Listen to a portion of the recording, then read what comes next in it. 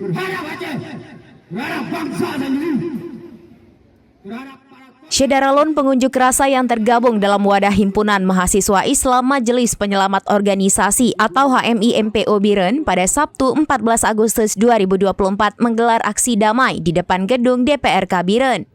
Para mahasiswa membuka spanduk bertuliskan refleksi 19 tahun MOU Helsinki dan juga beberapa karton bertuliskan sejumlah pesan. Mereka silih berganti berorasi meminta DPRK Biren turun menemui mereka dan juga menyampaikan sejumlah tuntutan. Puluhan personil Polres Biren hadir mengawal aksi mereka di depan pintu.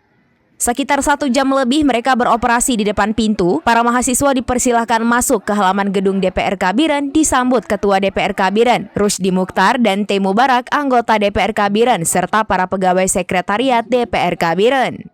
Para mahasiswa, ketua, dan anggota DPRK Biren duduk bersimpuh di lantai halaman gedung tersebut. M. Azizul selaku koordinator lapangan membacakan tuntutan untuk ditandatangani DPRK Biren. Adapun isi petisi HMI MPO Biren, refleksi 19 tahun MOU Helsinki dari HMI untuk Aceh ada 7 poin. Antara lain meminta DPRK Biren untuk menyadarkan para pejabat serta pihak lainnya bahwa MOU Helsinki adalah milik seluruh rakyat Aceh dan diimplementasikan juga untuk seluruh rakyat Aceh, bukan milik satu kelompok. Menjadikan peringatan 19 tahun MOU Helsinki sebagai momentum untuk mengenang para syuhada dan membangkitkan kepedulian terhadap kesejahteraan anak yatim piatu korban konflik.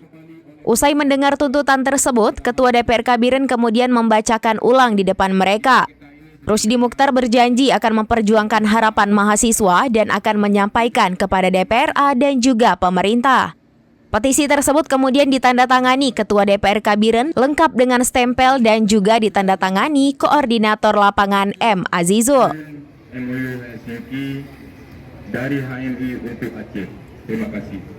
Yang pertama, kami meminta DPRK Biren untuk menyuarakan dan mengawal pemerintah Aceh. Dari Biren, Yusmandin Idris, serambinews.com. Download Tribun X sekarang. Menghadirkan lokal menjadi Indonesia.